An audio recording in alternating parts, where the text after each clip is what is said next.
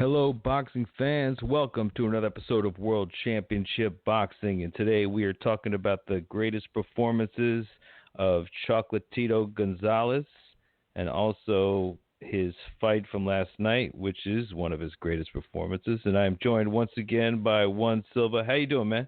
Hey, good afternoon, Logan. Good afternoon, fight fans. And yes, last night was, in my opinion, the single greatest performance of, you can make an argument, the third greatest fighter of the 21st century. 1 and 2, no doubt, being Floyd Mayweather and Manny Pacquiao. Roman Gonzalez is on that short list for number 3. A sensational performance, very reminiscent of the night Roberto Duran destroyed Davey Moore in Madison Square Garden, June 16th, 1983, a fight that I attended with my father. What can we say? Let's just go straight into his 3 fights in what has been a sensational career. At 5'3", one of the best little men the game has ever seen. From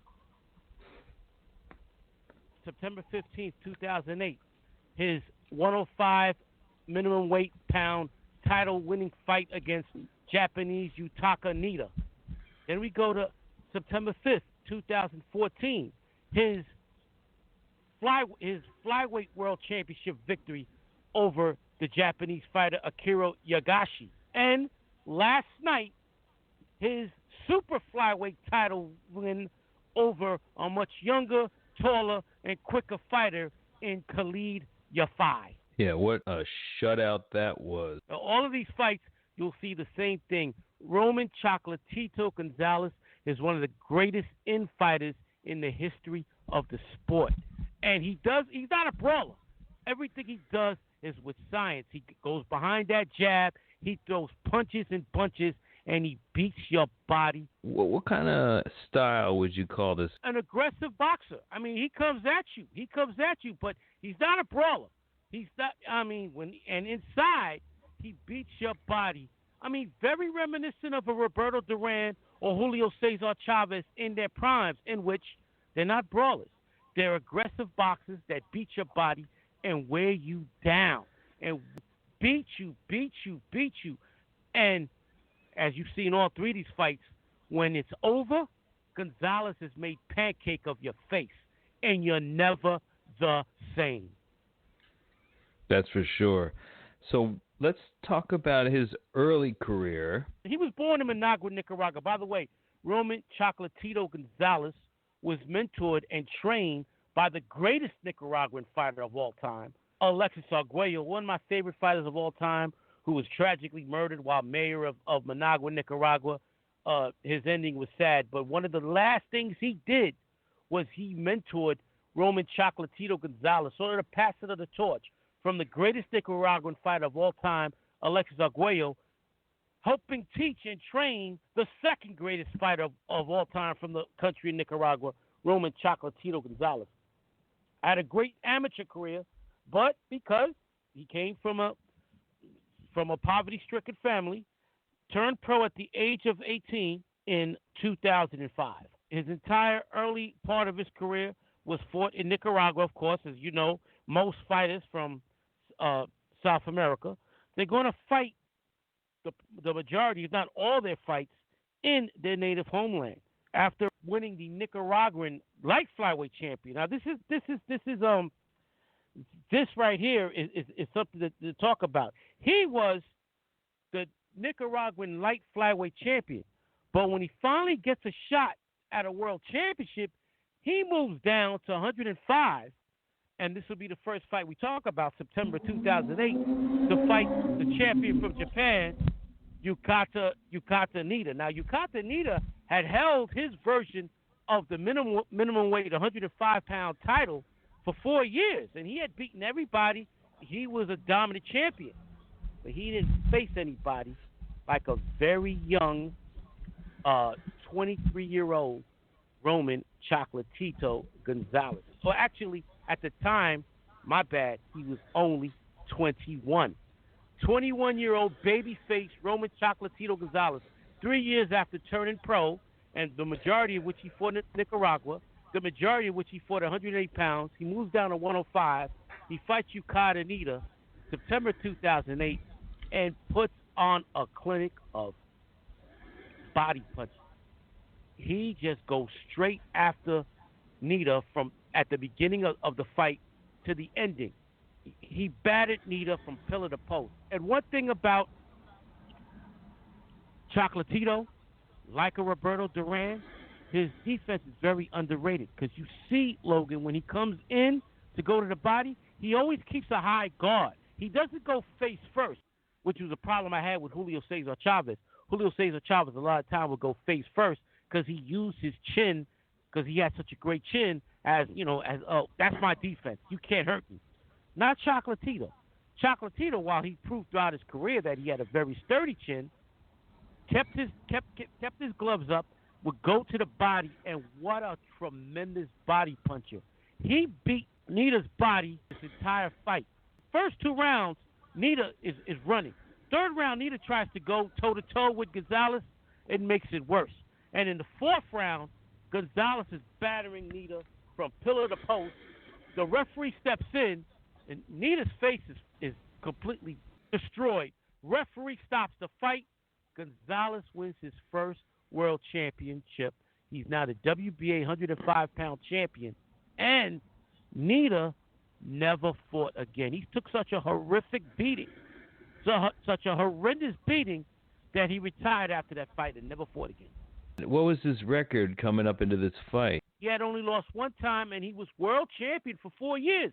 He had held the title for 4 years, was never in danger of losing the title, but he ran into the buzzsaw that is the legendary Chocolatito Gonzalez, 21-year-old buzzsaw who, oh my goodness, was about to set a standard never before seen by a guy his height and his style. Doesn't seem like he punches that hard, right? It seems like it's just an accumulation. Now he doesn't. At 105, he did now, but even last night, even though he's not the puncher he was at 105, he's 115 now, those body punches are so timed perfectly that they're going to hurt, and they break you down. And, well, we'll talk about this when we get to the fight. Twice in the first 4 rounds, YAFAI spit out his mouthpiece because of devastating body punches. Roman Gonzalez is easily one of the 10 greatest, and you can make an argument, one of the 5 greatest body punchers in the history of professional boxing. Keeps his elbows in real tight. He keeps his guard up like Winky Wright.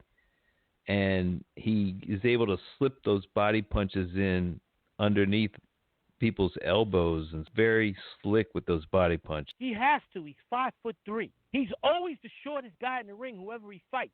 He's got to go to the body. And so he perfects that technique. And you see, Logan, every time he comes inside, he's already set to bang your body, especially that left hook to the liver. This is what Ruiz should have did to Joshua in their second fight. Different animal. Ruiz is more of a boxer who is always shorter than the other guy. He's not that great of an inside fighter. Ruiz is a boxer, while Chocolatito is an aggressive infighter who his main thing is, I'm going to bang your body, and I'm going to throw punches and bunches. He doesn't go in there and shoot 1 shot at a time. Throwing 4, 5, 6 punches. The best defense is an offense, and Gonzalez, great offensive fighter, and it's not amazing. Much of a jab, right? He does have a jab, but once he's broken you down, he doesn't need a jab anymore. But if all 3 of these fights, you'll see that he doesn't just rush in. He uses the jab to set up to get inside and then goes to the body. He has a very good jab. But once he's broken you down to the body, he puts the jab in his pocket because you're inside, and there's no need for a jab once he's inside battering your body. He starts off with the left hooks a lot when he's inside. Oh, but that left hook to the liver. Or the uppercut. Great uppercut, and which he landed several times in this fight against NIIDA. After beating NIIDA, retiring NIIDA, and winning the WBA 105-pound title, he would go on to defend that title and never come close to losing. I mean, he just dominated that division. My opinion, he's the 2nd greatest fighter in the history of the 105-pound class. Number 3 was a guy we talked about a month ago, the great Puerto Rican Ivan Iron Boy Calderon, who was even shorter than Chocolatito. At 5 feet, he was a boxer in the mold of a Pernell Whitaker, Floyd Mayweather. We talked extensively about him on his show. He's number 3. Gonzalez is number 2. And number 1 is the only guy that would have defeated Chocolatito at 105 pounds. It's a guy we also talked about a few years back, a guy who I consider the second greatest Mexican fighter of all time, Ricardo Finito Lopez. The reason why I think Lopez beats Gonzalez is he has one of the greatest jabs in history of boxing. He fights tall. He's much taller than Chocolatito, and he would fight tall, and he would make Gonzalez pay for coming inside with that tremendous right hand. Not saying he would knock out Gonzalez, but he would win a decision in a very tough fight. But his height and reach and just overall being a better fighter, and that's crazy to say, actually a better fighter than Chocolatito Gonzalez. But Finito, anybody who's never heard or saw Ricardo Finito Lopez fight, go listen to our greatest performances on his career. He was the closest to a perfect fighter you'll ever see down there. I'm not saying Chocolatito was a perfect fighter, because Chocolatito could be hit because he's inside banging you. He gives the opposition opportunities to hit, while Finito Lopez staying outside and keeping you at the end of that long jab. You have to make a concerted effort to hit that man. While Gonzalez is in front of you, you have an opportunity. Even though you got fireworks and grenades being launched at you, you got a chance to maybe land one of your own while getting hit with 6-7 grenades. Who is he? You're not getting that opportunity. Go ahead. Who has he fought that's most like Finito Lopez? Nobody. Okay. There's only been one. At 105, 108 pounds, I never saw another fighter like Finito Lopez. They're not. Nobody. And you could say the same thing about Finito Lopez. Never saw anybody like Chocolatito Gonzalez. You never saw anybody like Chocolatito Gonzalez at 105, 108. And you never saw anybody like Ivan Calderon at 105, 108. So those three are special because you never saw anybody with that type of skill set dominate that division the way these three legendary fighters, and all from different Latin countries. Calderon, Puerto Rican, Nicaraguan Chocolatito, and the Mexican legend Finito Lopez. Okay, after totally dominating for 2 years the 105-pound division, the legendary Chocolatito would move up to 108 pounds light flyweight, and he would destroy Francisco Rosas. And this could have easily been a part of this podcast, but I only wanted to do 3 fights. If you wanted to talk about the greatest performances of Chocolatito's career, we could do a 5-part series. But I wanted to you could. So, yeah, he knocked out Francisco Rosas in the second round to claim the world light flyweight title, the WBA version, in the second round. October 24th, 2010, he just came out and he blasted this bastard. And it's funny, he had fought Rosas at 105 pounds, and Rosas gave him his toughest fight at 105 pounds. He won a majority decision, even though one of the judges might have been drunk, because I can't see anywhere in the world you could have gave Rosas 6 rounds in that first fight.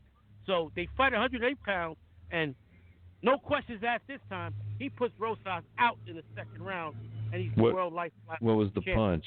His best punch is always, even though he's got a great left hook to the body, his signature punch, the punch that we see him knock out the majority of his opponents, including 2 of the fighters we talk about tonight, is that right cross. That right cross that he learned from one of the greatest right crosses in the history of the sport, Alexis Arguello. But when he lands it, you're so beaten down that you can't defend against it. You know it's coming, but you can't stop it anymore because your body's shot. Yeah, and by the time you decide to start brawling with him, you're too weak to hurt him because he's beating you down so hard. And your punches have no snap because your legs are gone from the body punching. Right. That's the key, man. Amazing. Talk about just how many titles this guy's held. He's been champion in 4 divisions. Alexis Arguello was the first Nicaraguan to win 3 world titles. Chocolatito did him one better by winning four world titles. Last night was the second time he's won a title at 115 pounds, the super flyweight division. And you had said that you thought he was losing a step. I thought he should have retired when he got knocked out by Ringfase back in 2017. I mean, he was knocked the fuck out. I mean, he was laying there on the canvas for several minutes. I thought right then and there he should have retired. And Chocolatito, like Miguel Cotto and Evander Holyfield have done, have proved me wrong. I'll admit when I'm wrong. Chocolatito, I thought was done. If you remember that fight, we did a fight recap, and I came on this podcast and said, Chocolatito, you've had a legendary career. Quit. Chocolatito went back to the drawing board. He fought only once in 2018, fought once last year. Actually, he fought 2 months ago. And now he's back, and he's not the same fighter, Logan.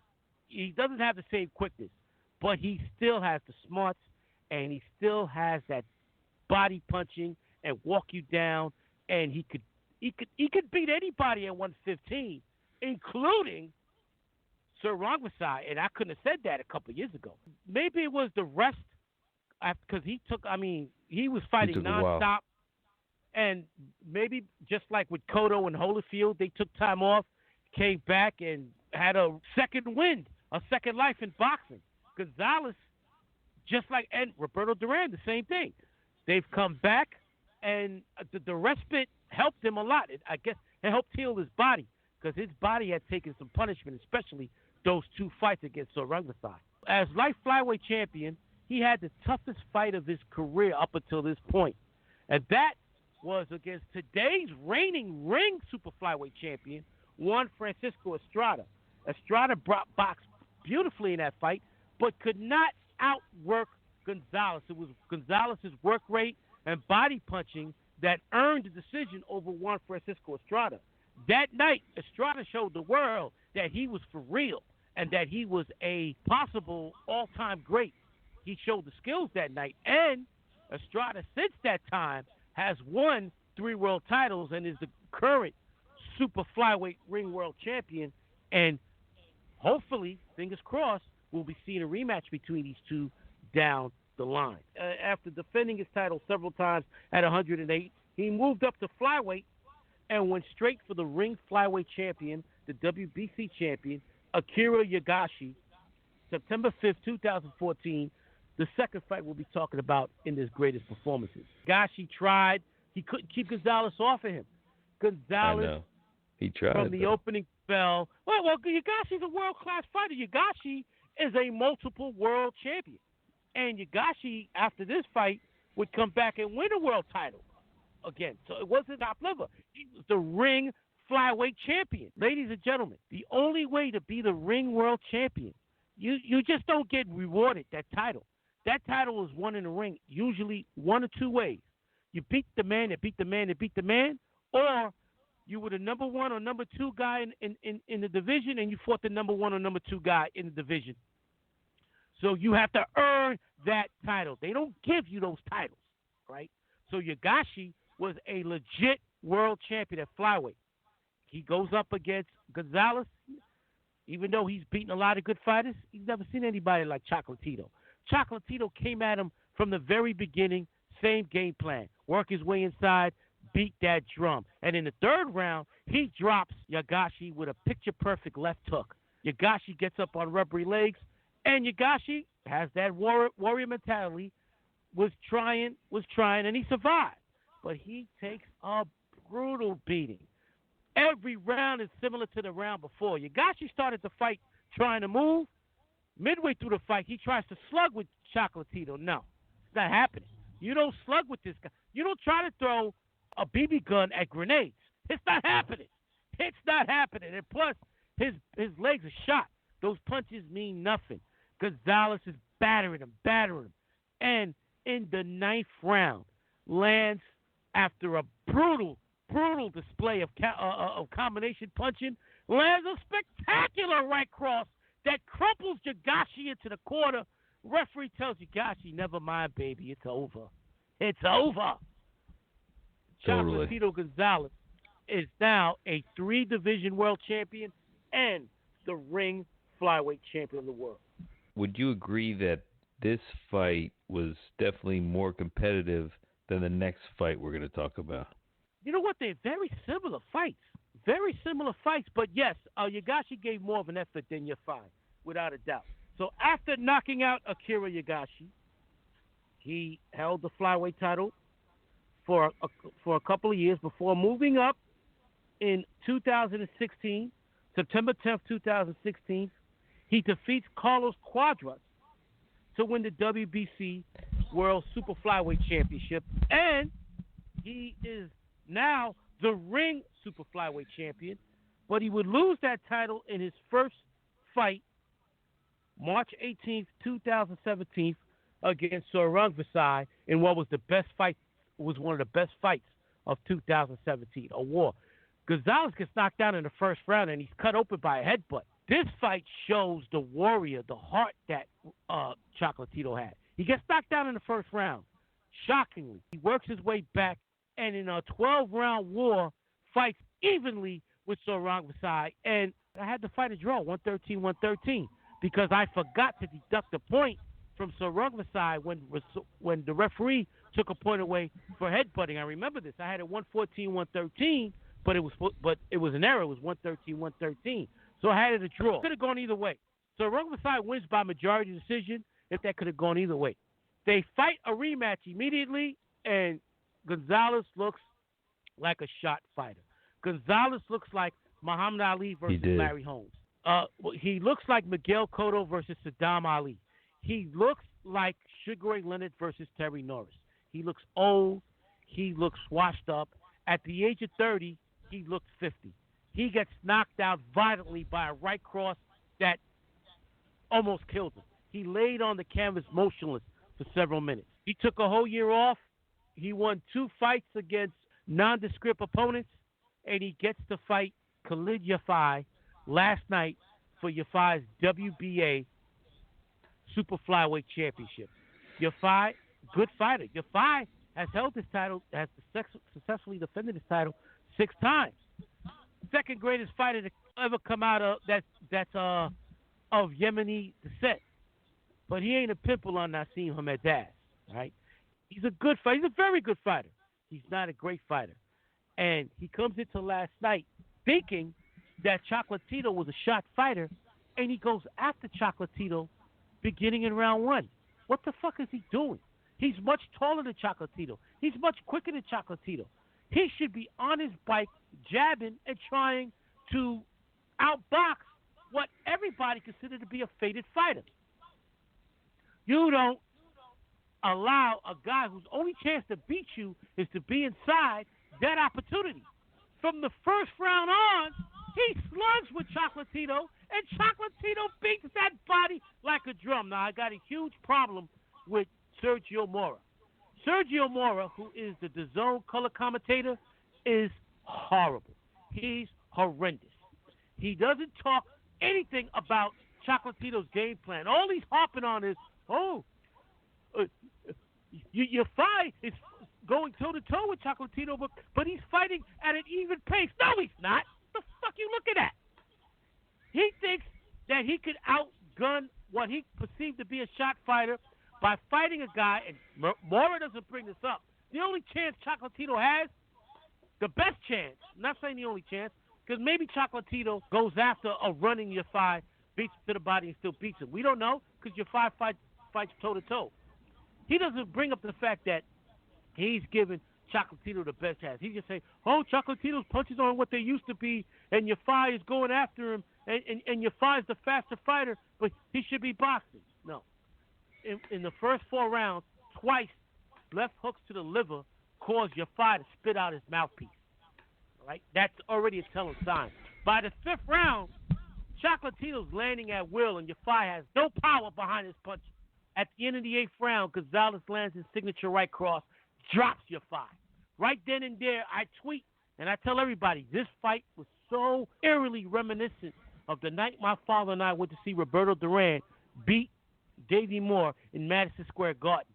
And in the same type of fight, where Moore went toe-to-toe with Duran, and Duran beat Moore's body. Moore's right eye was completely closed. YAFAI's right eye completely closed. Duran knocked down more late in the fight with a right cross. Same thing with Chocolatito. And in the 9th round, Chocolatito came out knowing this guy was done. And in the first 30 seconds, put on a technical display of body punching and finishing your fighter off. What have we always said, Logan? When you hurt the guy, go to the body. Chocolatito, when he hurts you, he goes to your body. That's the first thing he does. And finally, he lands a ferocious right cross that crumples YAFAI. Referee tells him, sit your ass down, motherfucker. It's over. 2 months of 2020 is over, and we already have a hard-to-overcome award.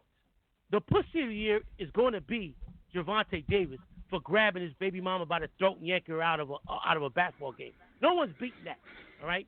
Fuck you, Gervonta Davis, right? The Fighter of the Year, unless he loses the third fight, which I don't see it happening against Deontay Wilder, is Tyson Fury for his destruction of Deontay Wilder. We should announce that they're doing the rematch. Yeah, that was announced Friday afternoon. Yes, that's happened. Deontay said from that night he was going to exercise that clause, which I don't blame him.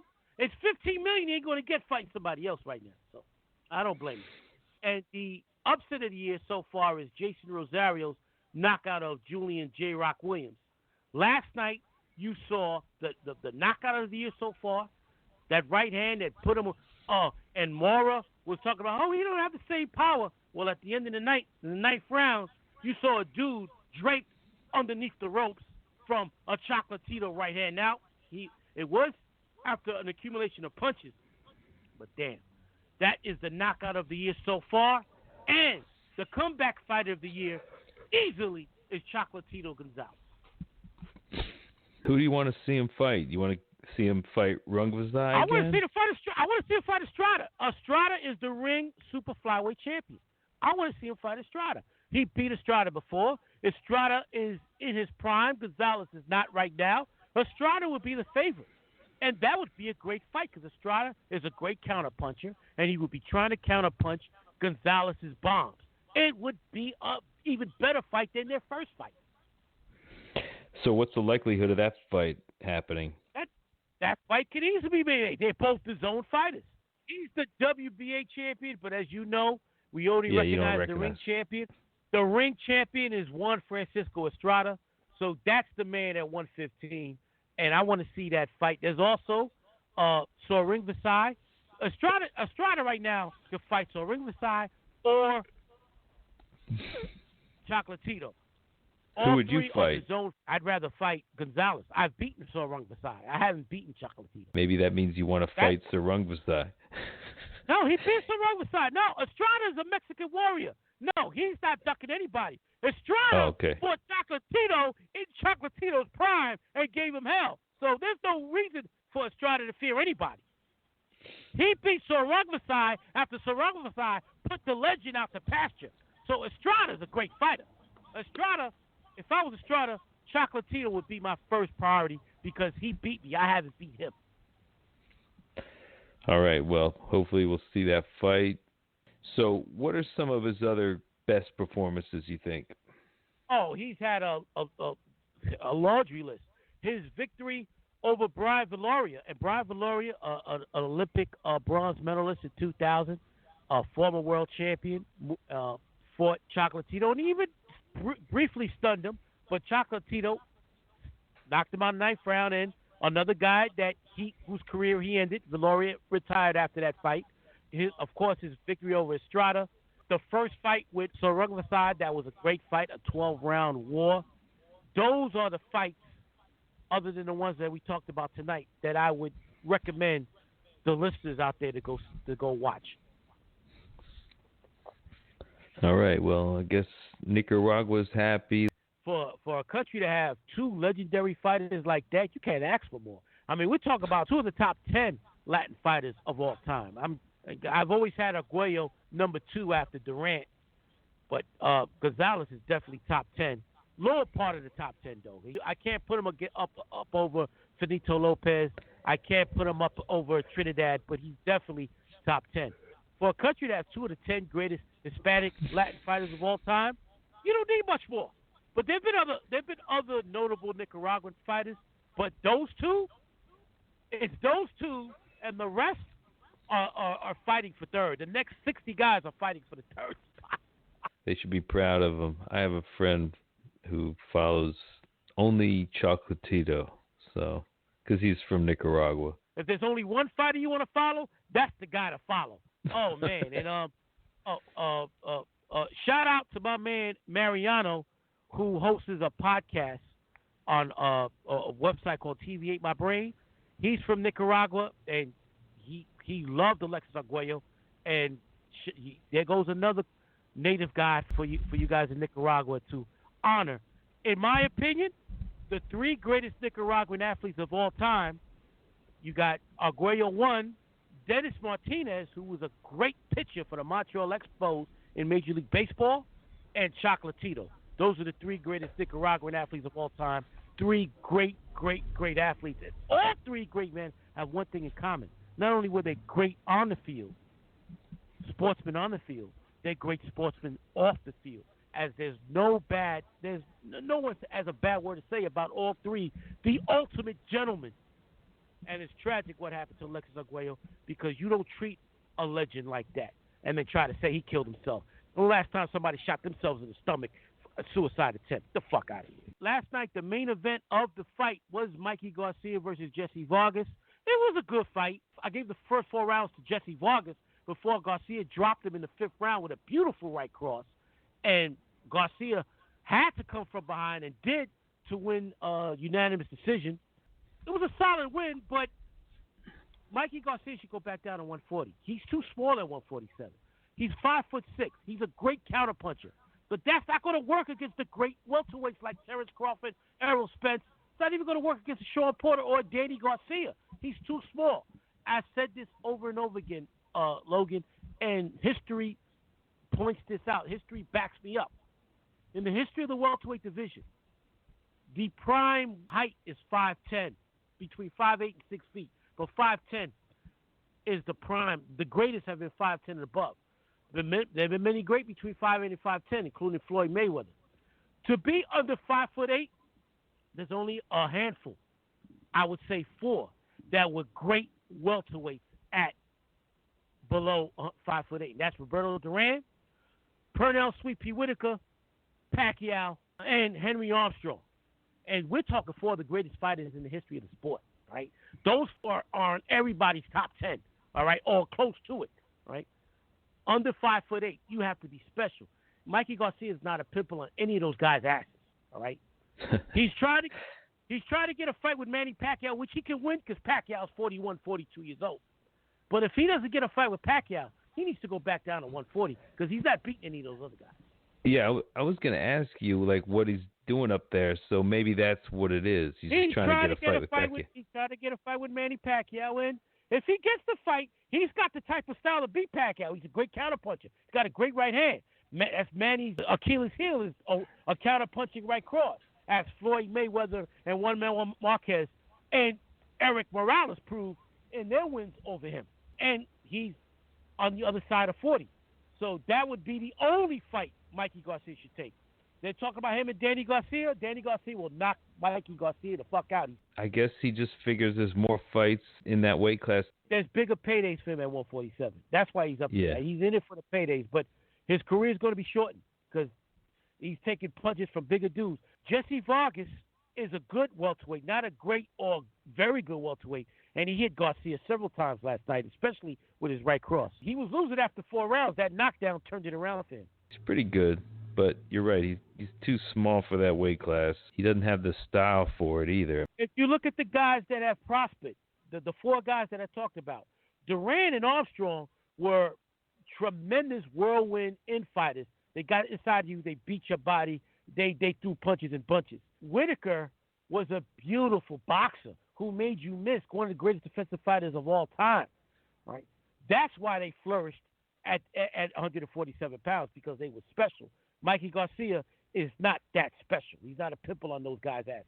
So we'll wrap this up. One Silverman will be back next week. We'll be talking about the guy who could have been an all-time great. He was a great fighter. He beat Alexis Arguello and then retired. Panamanian great Ernesto Marcel, who was the featherweight champion of the world before Alexis Arguello was in the early 1970s. He will be the next topic. Another fighter that a lot of guys have never heard of. You know I like Logan. I like coming out and talking about guys, teaching the class. We'll be having another history lesson next week. Ernesto Marcel, who in his final fight, and will be one of the greatest performances we talk about, defeated Alexis Arguello, gave Alexis Arguello a boxing lesson, and then retired. Ernesto Marcel will be our topic next week. Greatest performances in boxing history. All right. Looking forward to that. Juan Silva, have a great week. Thanks, man. Talk to you next later. week, big man. Later. Peace.